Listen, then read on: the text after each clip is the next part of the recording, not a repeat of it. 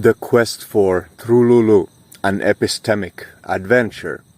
Okay, by epistemic I of course refer to the field of inquiry known as epistemology, aka how do we know anything at all?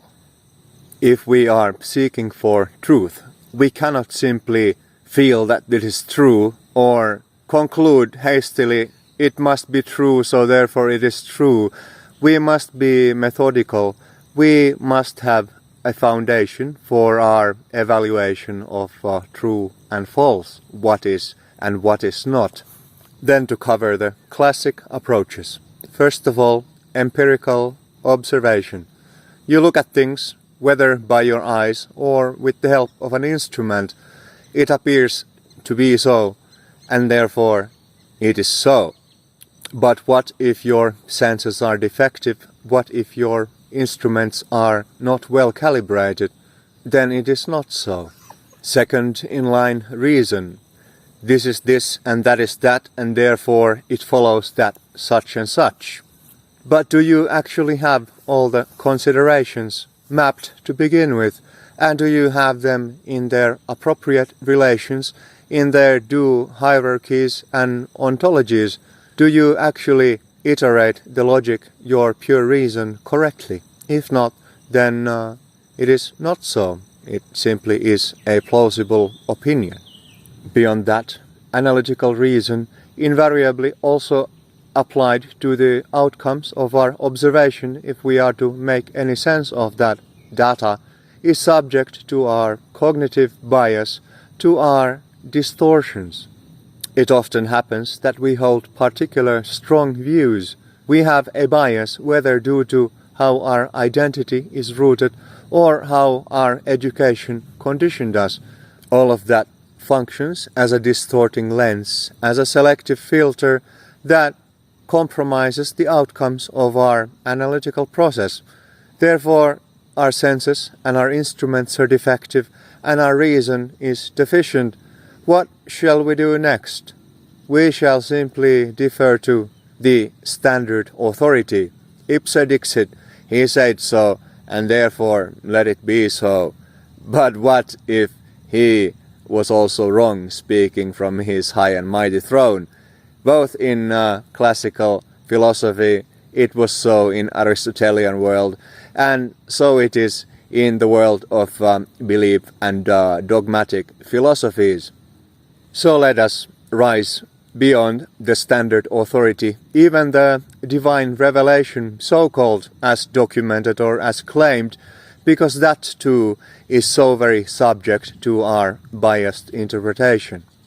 And what have we left? Is there a domain out there of which a truth may be extracted? So, in the world of specific particular phenomena, in the world of ever-changing details, truth is so very fluid. However, in the realm of patterns, the primaries, the fundamental properties of things, up, down, rising, falling, contracting, expanding, these are not subject to the sort of trivial change that entirely changes the face of a particular object. So in the realm of patterns, there is more stability, there is more coherence in what can be established. Patterns uncovered by abstraction of the dynamism of the world out there, and also patterns within our consciousness. Those two, as it happens, go hand in hand when a sufficient level of abstraction is accomplished. The patterns are very much the same, inside and outside. As above, so below, they used to say, and also as within, so without. Bridge those together, and then into your laboratory of consciousness, setting aside your subject bias, resigning from yourself, allowing the pure process of witnessing of things as they are happen, without any projection, without any agenda. With that, you may identify the patterns as they are. And in that we have the gold standard, the direct perception without subject bias. objectivity is not as easy as it sounds. For objectivity to be real, the subject must step aside entirely. And as such, there is no subjective truth that is objective, right? That stands to reason very much. Your subjective ideas are ideas that hold for the time being valid in your own finite bubble. But beyond that, if we seek an objective truth, and if we seek a frame that brings us together to the same page, that serves to unify us, that serves to be fair, equal for all, we must step beyond the subject and evaluate the patterns of what is unto themselves. So, in the realm of your consciousness, in your fantastic laboratory of all existence, directly witness, perceive and recognize what is, encounter it as it is. That is the first step toward truth. Then come to terms with it without resistance, and you may begin to live in truth. Truth that is timeless, truth that is universal, truth that is unswayed by anyone's opinions.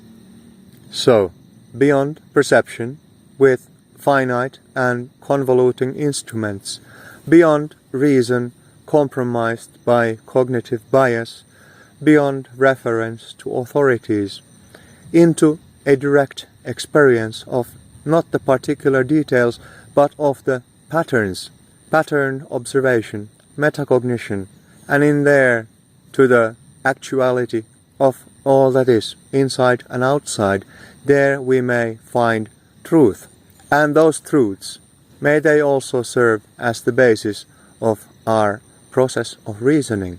Reason should be grounded in identified patterns, in the direct witnessing. We cannot constantly witness everything, so some things must be added up, computed in our minds.